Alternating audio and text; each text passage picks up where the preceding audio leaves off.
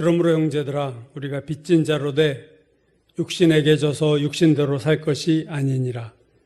너희가 육신대로 살면 반드시 죽을 것이로되 영으로서 몸의 행실을 죽이면 살리니 무릇 하나님의 영으로 인도함을 받는 사람은 곧 하나님의 아들이라. 아멘.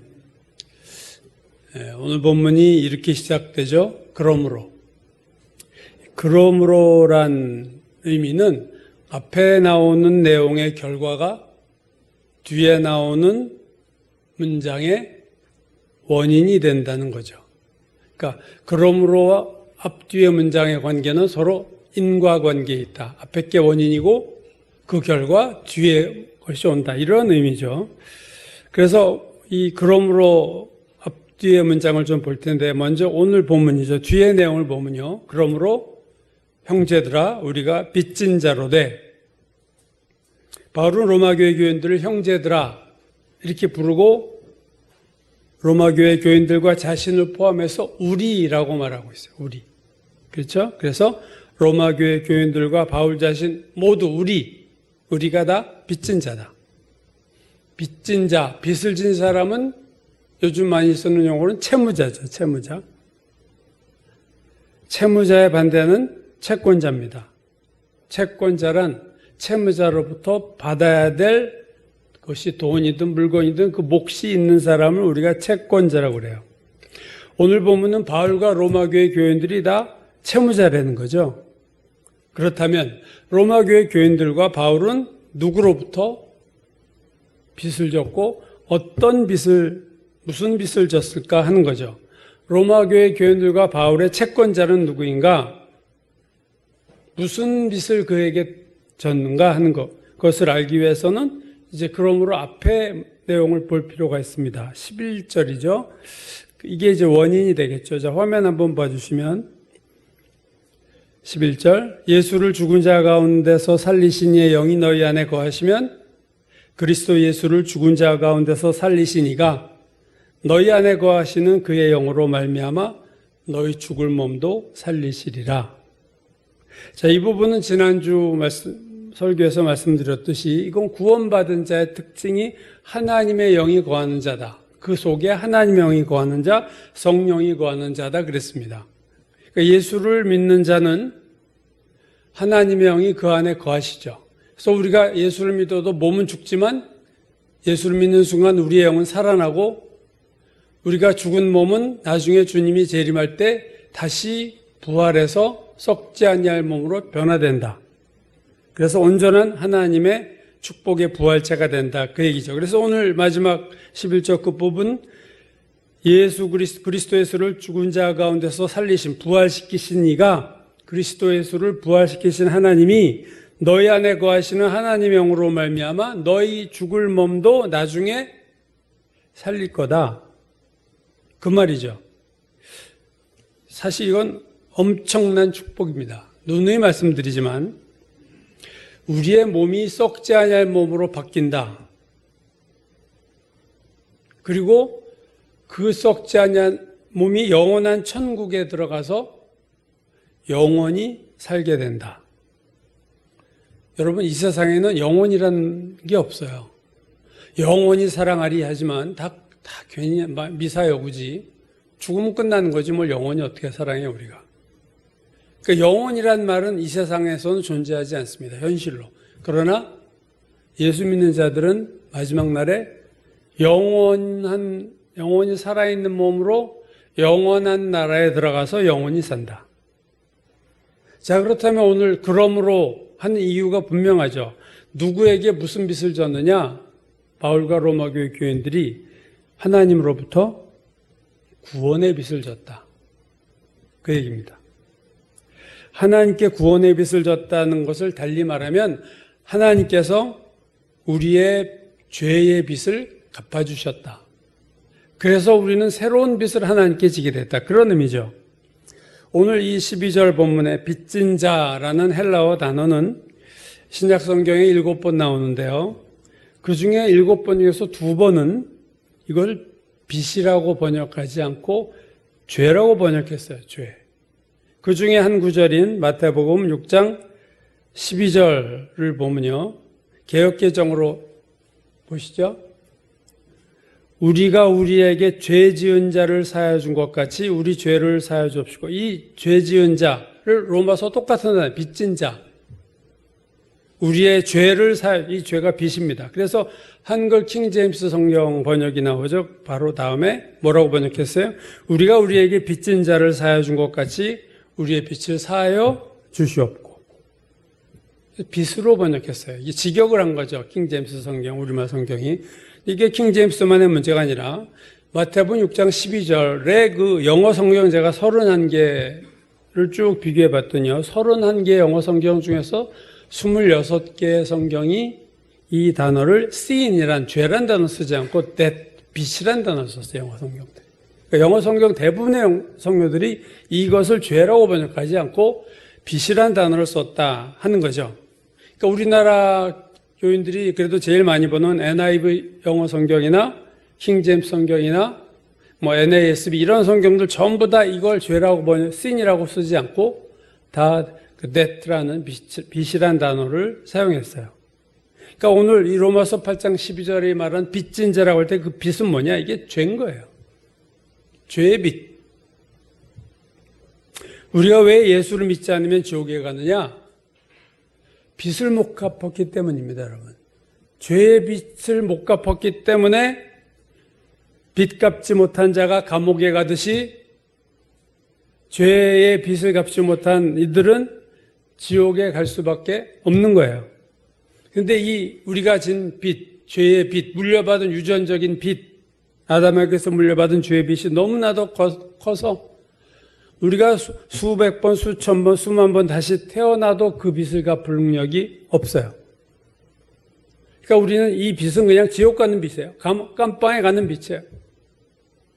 근데 예수께서 십자가에서 우리 죄를 대신하여 죽으심으로 그 엄청난 죄의 빚을 다 갚아주신 거죠, 이게. 사도 베드로는 이렇게 말씀합니다. 베드로전서 1장 18절 이하 너희가 알거니와 너희 조상이 물려준 헛된 행실에서 대속함을 받은 것은 대속은 대신 속해줬다 그거 아니에요? 대속함을 받은 것은 은이나 금같이 없어질 것으로 된 것이 아니요 오직 흠없고 점없는 어린 양 같은 그리스도의 보배로운 피로 된 것이다. 너희의 대속함은 무슨 돈으로서 우리의 빚 갚아준 게 아니고 그리스도의 보배로운 피로 갚아줬다. 사도 베드로의 말입니다. 사도 바울도 갈라디아서 1장 4절 그리스도께서 하나님 곧 우리 아버지의 뜻을 따라 이 약한 세대에서 우리를 건지시려고 우리 죄를 대속하기 위하여 자기 몸을 주셨으니 대속하기 위해서 자기 몸을 주셨다. 이것도 빚 갚아주신 거예요. 십자가에서 우리 빚 갚아주신 거예요. 예수님 자신도 마태복음 20장 28절에서 이렇게 말씀했습니다. 인자가 온 것은 예수께서 이 땅에 오신 목적을 얘기하고 있어요.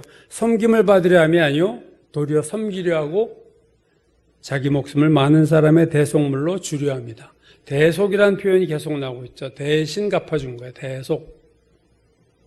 인자가 온 것은 목적은 내가 죽으러 왔다. 너희들 빚 내가 죽어서 너희들 빚을 갚아주러 왔다.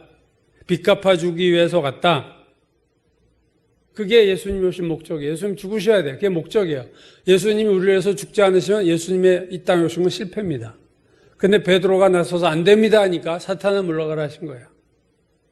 너는 사람의 일을 생각한다. 하나님의 일을 생각하지 않는다. 그 말씀하셨잖아요. 바울이 디모데전서 2장 16절에서 이렇게 말합니다. 그가 모든 사람을 위하여 자기를 대속물로 주셨으니 모든 사람을 위하여 대속물로 주셨다. 칼빈의 예정론의 5대 강령 중에 하나가 제한된 속죄입니다. 영어에서 limited atonement. 그러니까 그분이 우리를 위해서 돌아가신 거는 제한된 사람들만 위해서 십자가에서 죽으셨다. 즉 하나님이 구원하기로 예정한 사람들만 위해서 십자가에서 돌아가셨다. 이게 칼빈의 예정론의 5대 강령 중 하나예요. 그러니까 모든 인류를 위해서 죽은 게 아니고 예수님은 구원하시기로 예정한 자들을 위해서 제한된 속죄를 이루셨다. 근데 오늘 디모데전서 2장 16절이 뭐라고 말한다고요? 그가 모든 사람을 위하여 자기를 대속물로 주셨다. 예수님의 십자가는요, 소수의 구원받을 자들을 위해서 돌아가신 게 아니에요. 그러면 죄인들과 무슨 상관이 있어요? 모든 인류의 죄를 대속하시려고 오셨고, 그렇게 죄를 대속하신 것이 십자가 사건이다. 모든 인류의 죄를 주님께서 대신 담당하셨지만 그걸 받아들이지 않는 자가 구원을 못 받는 거지, 그들의 죄가 하나님 예수께서 대속하지 않았기 때문에 지옥 가는 게 아니라는 거죠. 우리가 태어날 때부터 부모가 빚을 지면 그 자식도 그 빚을 물려받잖아요, 세상에서도. 태어날 때부터 죄의 빚을 지고 태어났어요. 다윗이 시편 51편 5절, 내가 죄악 중에서 출생하였으며 어머니가 죄 중에서 나를 잉태하였나이다. 현대인의 성경이 이렇게 번역했어요. 나는 태어날 때부터 죄인이었으며 우리 어머니가 나를 뵌 순간부터 죄성을 지니고 있었습니다. 그래서 우리는 그냥 태어날 때부터 빚진 자로 태어났어요. 근데 하나님이 그 빚을 다 갚아주심으로 이제는 오히려 우리가 하나님께 빚을 진 자가 된 거죠. 그러면 하나님 우리의 빚을 다 갚아주셨는데 그게 구원입니다. 그런 빚을 탕감받은 우리는 어떻게 살아야 하는가? 오늘 말씀의 주제는 여기입니다. 빚을 다 갚아주셨는데 그러면 나는 어떻게 살아야 되지? 일상생활에서 누구에게 100만 원의 빚을 졌으면 같은 액수를 갚아야 돼요. 100만 원을 갚아야 돼요. 돈으로 빚을 졌으면 돈으로 갚아야죠.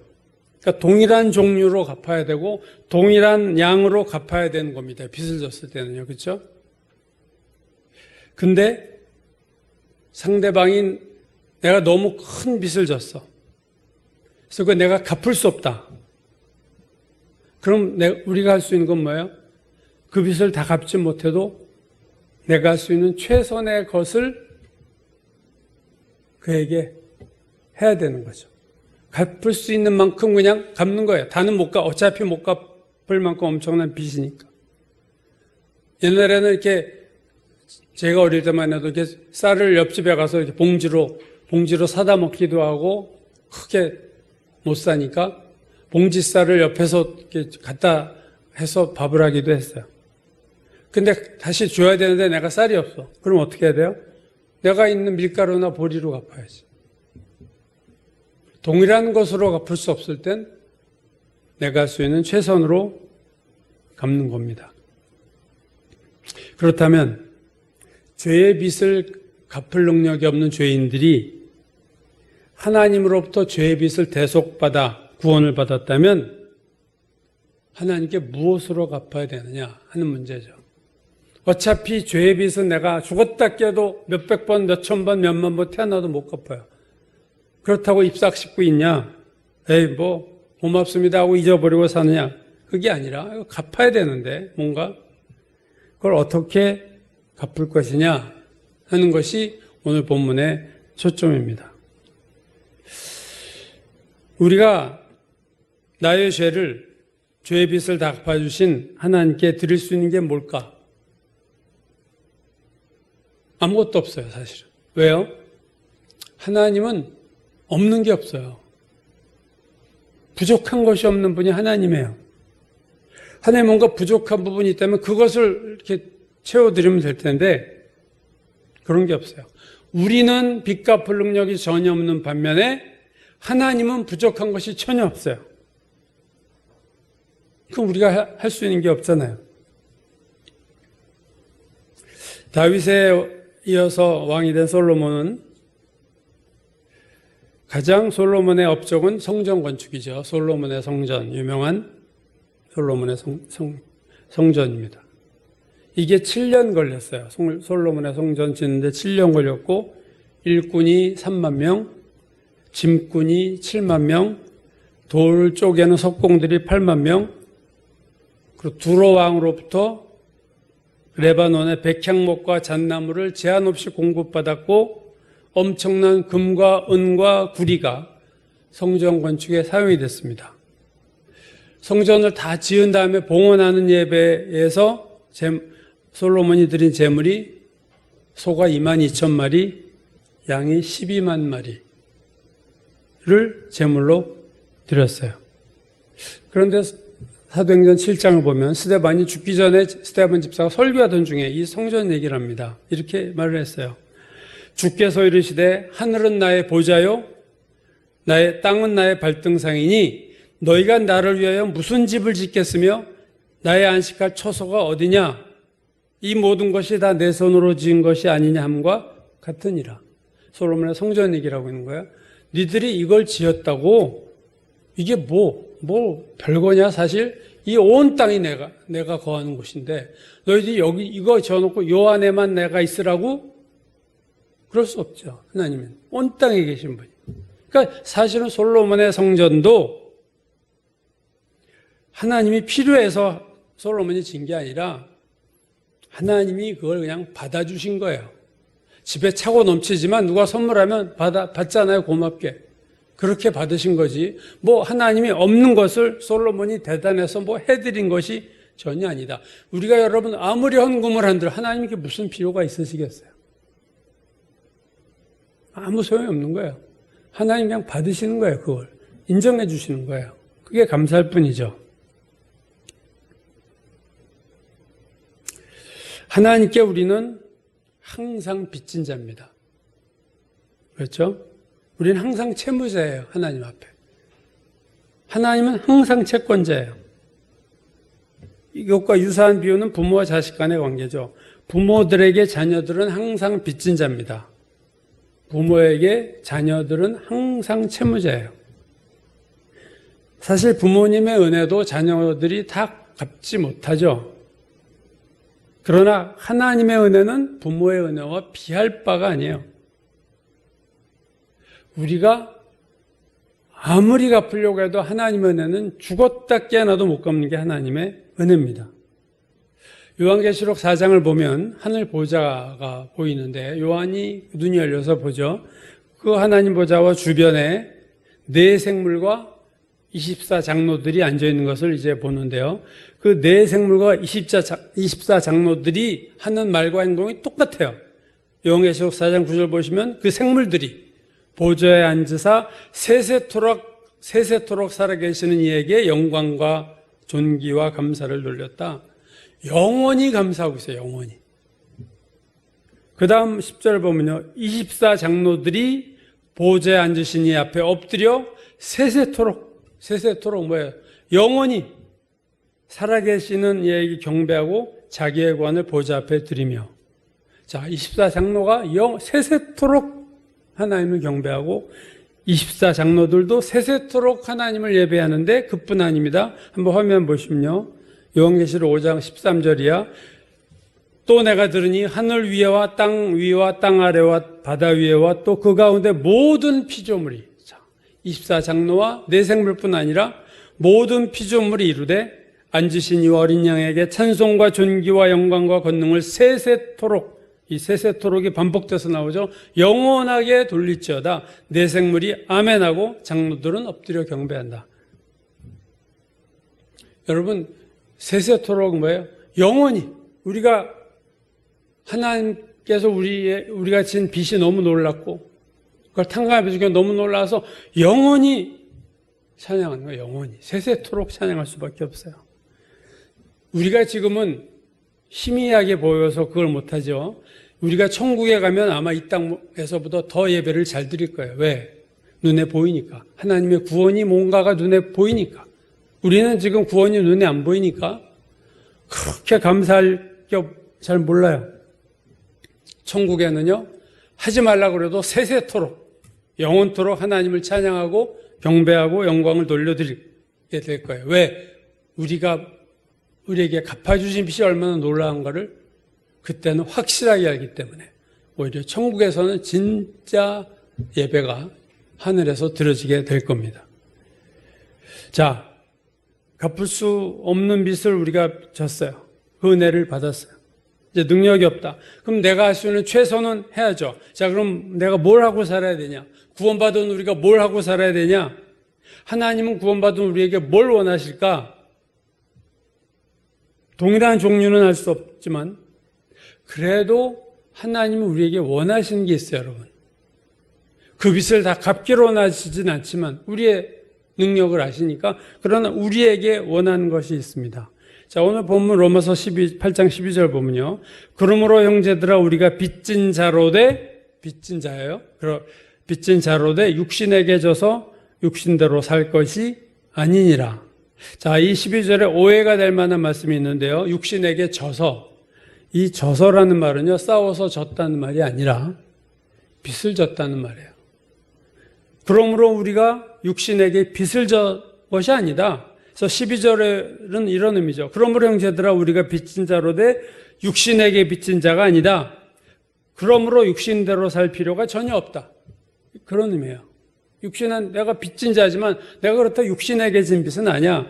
새번역 화면 보시면요. 새번역 성경은 이렇게 번역했어요. 그러므로 형제자매 여러분, 우리는 빚을 지고 사는 사람들이지만 육신에게 빚을 진 것이 아닙니다. 우리는 육신을 따라 살아야 할 존재는 아닙니다.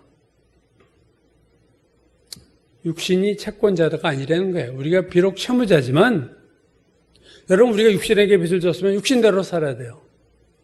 그렇죠? 그렇죠. 우리가 육신에게 빚진 자가 아니고 우리는 하나님께 빚진 자입니다.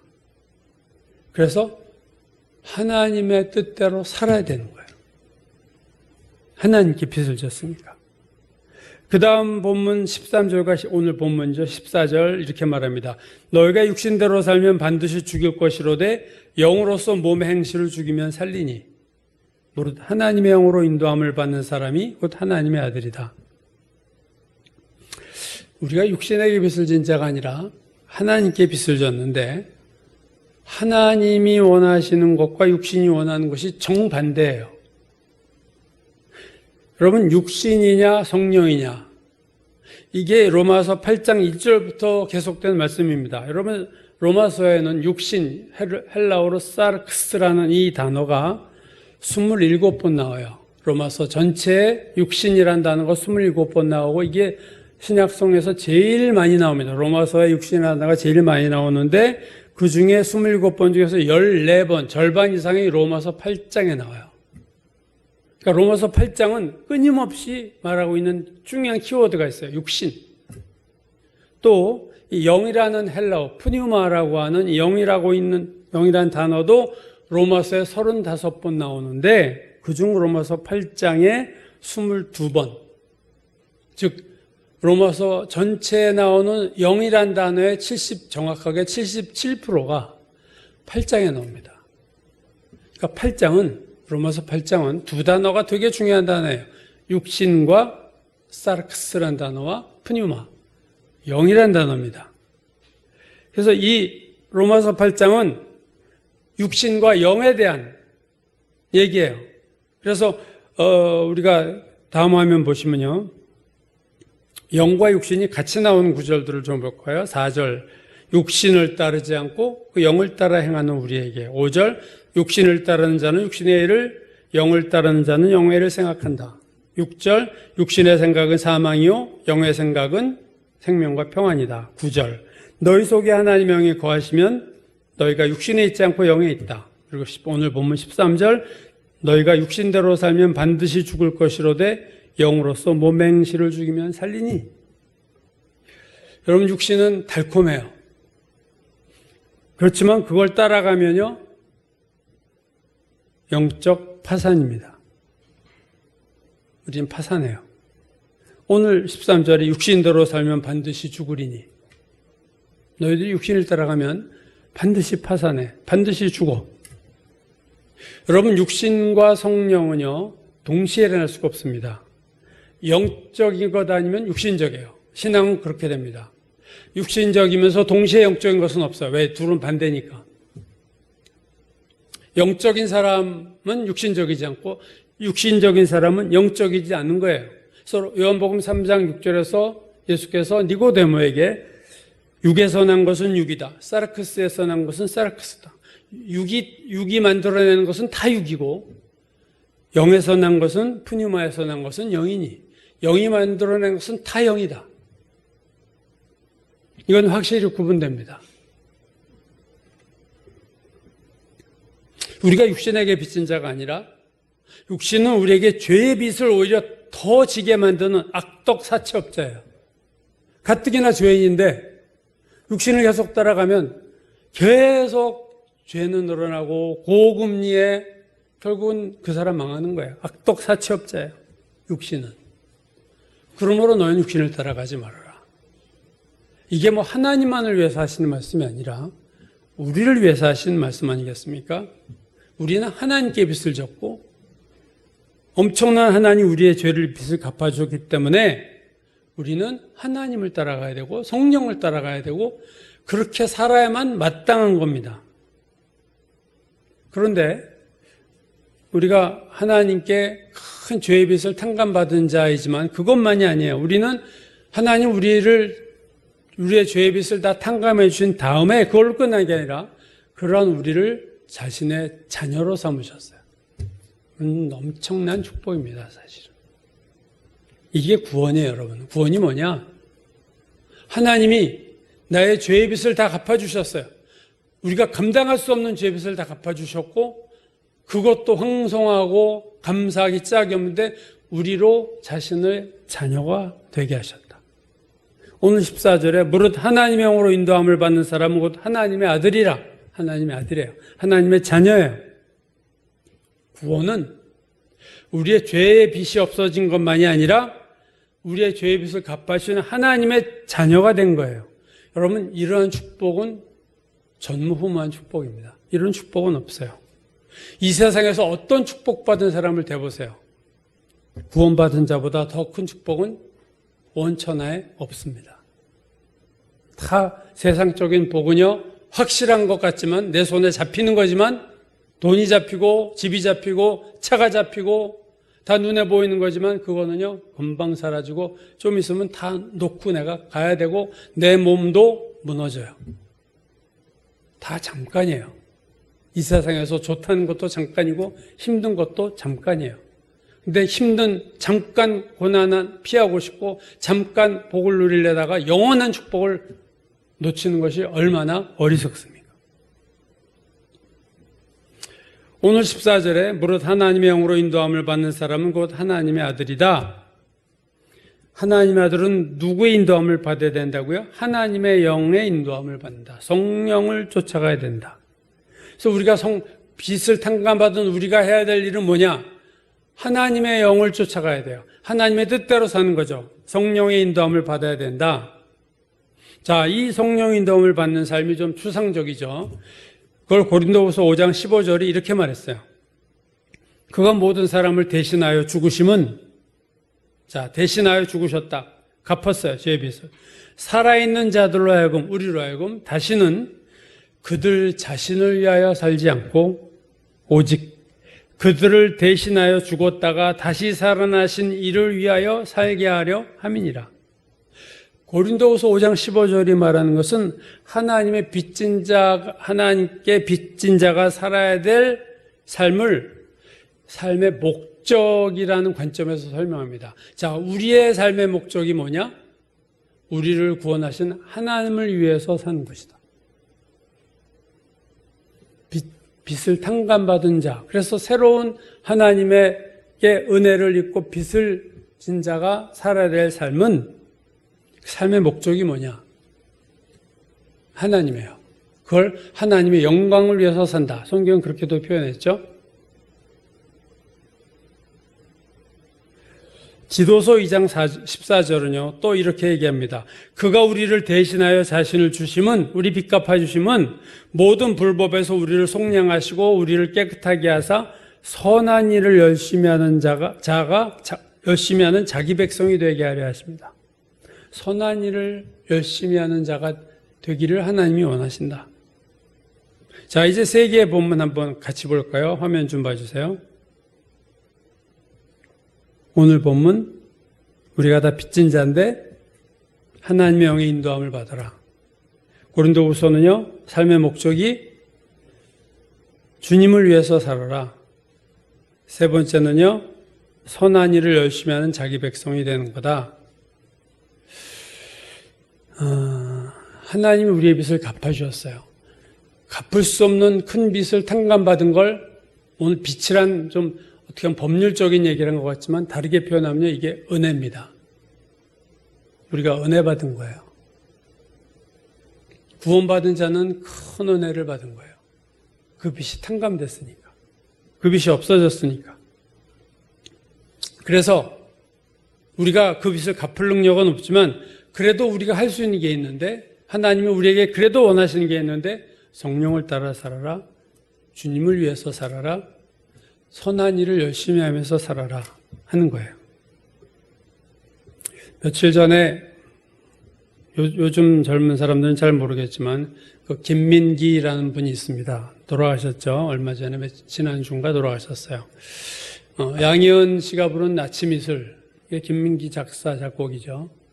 국민 노래라고 했던 그 밖에 뭐 상록수, 아름다운 사람, 그 사이, 작은 연못, 양희은이 부른 거의 모든 좋은 노래들이 다 김민기 씨가 만든 곡이고 또 대학로 소극장이죠. 학전이라는 곳을 30년간 운영했던 김민기 씨의 처음 앨범이 제가 알기로는 1969년에 나왔는데 제가 71년도가 고1 때요. 그러니까 그 첫 앨범이 나온 지 2년 지났을 때 제가 교회 갔을 때 우리 고등부 선배이자 고등학교 선배가 기타를 잘 치는 선배가 나한테 가르쳐준 노래가 김민기의 친구입니다. 그래서 제가 그때 기타 뚱땅거리면서 이제 그 친구란 노래를 배웠고 친구란 노래는 지금까지 제 18번이에요. 제가 제일 좋아하는 노래가 김민기 씨의 친구라는 노래인데요. 그게 제 1앨범의 첫 앨범에 나왔던 노래입니다.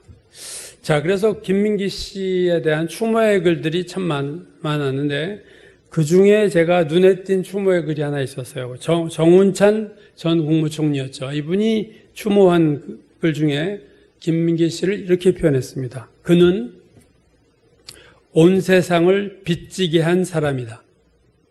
온 세상을 빚지게 한 사람이었다. 그 말은 이 김민기 씨가 얼마나 많은 사람에게 좋은 영향력을, 선한 영향력을 많이 줬는가 하는 걸 이제 이렇게 표현한 거죠. 온 세상을 빚지게 한 사람이다. 그렇지만 제가 김민기 씨를 누구보다도 좋아했지만 김민기 씨가 온 세상을 빚지게 한 분은 아니죠. 온 세상을 빚지게 한 분은 예수 그리스도밖에 없어요. 예수 그리스도에게 빚지지 않은 인간이 하나도 없어요. 엄청난 빚을 다 탕감해 줬어요. 십자가 위에서 온 인류의 죄를 다 지고 가신 거예요. 죄의 빚을 다 갚아주셨어요. 예수 그리스도야말로 온 세상을 빚지게 한 사람입니다. 그게 주님이에요. 마태복음 18장에 보면 예수께서 천국에 대한 비유를 여러분도 잘 아는 비유입니다. 어떤 임금이 종들하고 이제 결산을 하는데 한 종을 데려왔는데 이게 빚을 너무 졌어요. 1만 달란트의 빚을 졌다. 이 1만 달란트의 빚은요, 제가 전에도 한번 계산해 드린 적이 있지만 일용 근로자가 16만 년을 일해야 벌 수 있는 돈이에요. 죽지 않고 16만 년을 살아서 돈을 받은 임금을 다 모아둔 총액이 1만 달란트입니다. 한마디로 말하면 이거 상징인데 꼭 16만 년을 일해야 된다는 고향이라기보다 갚을 수 없는 돈이에요. 근데 어떤 종이 왔는데 갚을 수 없는 빚을 졌어요. 그래서 그 임금이 종에게 너 네 몸과 네 아내와 자식들 재산 다 팔어. 옛날 우리 조선시대처럼 노비가 되는 게 빚을 갚을 수 없으면 자식들 태어나도 노예고 와이프도 노예가 되고 그렇게 해라. 그랬더니 그 종이 제발 살려달라. 제가 하여튼 어떻게든 갚겠습니다. 그래서 종이 불쌍히 여겨서 그 빚을 그냥 그래 그럼 어떤 걸로 해줄게. 너 자유롭게 살아라고 보내줬는데 친구가 이제 자기 집에 가서는 옆집에 친구가 자기에게 빚을 졌는데 너 내 빚 갚아 했는데 그 친구가 못 갚으니까 가차없이 감옥에 가뒀어요. 16만 년 일해야 갚을 수 있는 액수의 빚을 탕감받은 사람이 자신의 친구, 이건 양으로 말하면 100일치 임금입니다. 3달 열흘치 임금에 해당한 돈 안 갚았다고 깜빵에다는 거예요. 이 소식이 임금에게 들어가자 임금이 노발대발하죠. 아니 내가 저를 그 엄청난 돈을 갚아줬는데 그래 100일치 임금 그거 안 냈다고 그 자기 친구를 깜빵에 넣어 하면서 다시 불렀어요. 그래서 그 임금이 종에게 이렇게 말합니다. 네 이놈, 네가 간청하기 때문에 내가 네 모든 빚을 면제해 주었는데 그렇다면 너도 내가 너를 불쌍히 여긴 것처럼 너도 내 동료를 불쌍히 여기는 것이 마땅하지 않겠느냐? 해도 종이 아니라 이건 마땅한 거예요. 여러분 엄청난 빚을 탕감받은 자가 누구예요? 이 비유에서 구원받은 자입니다. 우리예요. 마태복음 18장에 나오는 이 엄청난 빚을 1만 달란트를 탕감받은 자는 하나님께 탕감받은 자는 우리예요. 우리에게 원하는 건 뭐예요? 너희들에게 빚을 진 자가 또 있어. 우리에게 잘못한 사람들이 한둘이 아니에요. 우리 주변에. 그 사람들 용서해 주라는 거예요. 그게 마땅하다는 거예요. 그건 뭐 잘한 것도 아니야. 그건 마땅히 그래야 돼. 왜? 자기가 누군데? 얼마나 큰 빚을 탕감받았는데. 그거 조금 가지고 그 사람을 깜빵에 넣어? 내 동료를 불쌍히 여긴 것이 마땅하니라. 마땅치 아니하냐? 그럼 오늘 우리의 삶을 돌아보면요. 우리가 성령을 따라 살 때보다 육신을 따라 살 때가 있고 주님을 위해서 사는 것보다 나 자신을 위해서 살 때가 많습니다. 솔직한 우리 고백 아니에요? 나에게 잘못한 자들을 용서하지 않아요. 비난하고 너 이거 틀렸어. 당신 이거 잘못했어. 지적하며 그러고 살아요.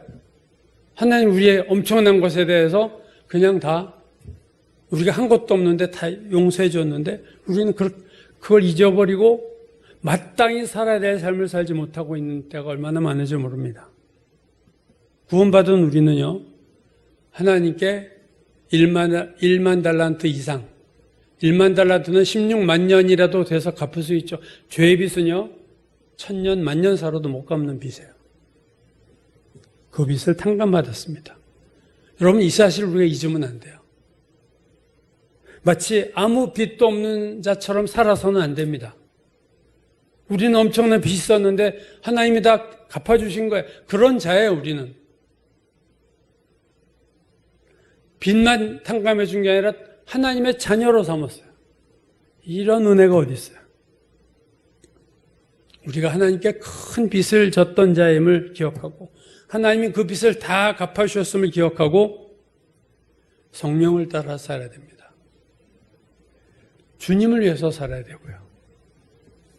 내 주변에 나에게 잘못한 사람들을 정죄하고 비난하고 비판하지 않고 용서하며 살아야 됩니다.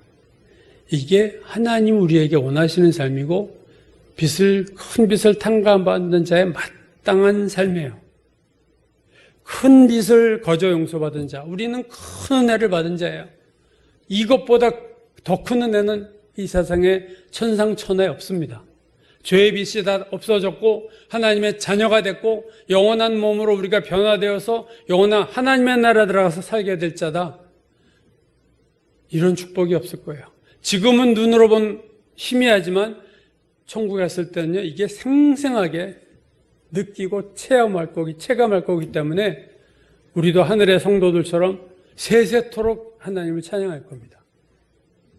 그때 가서 찬양하는 자가 아니라 이 땅에서부터 하나님을 찬양하고 감사하고 성령을 따라 살고 주님을 위해서 살고 내 주변의 모든 사람들을 그래 그럴 수 있지 너 그러면 안 돼가 아니라 그래 그럴 수 있어 하고 용납하고 받아주는 그러한 삶을 사는 것이 큰 빚을 탕감받은 자의 마땅한 삶인 줄로 믿습니다.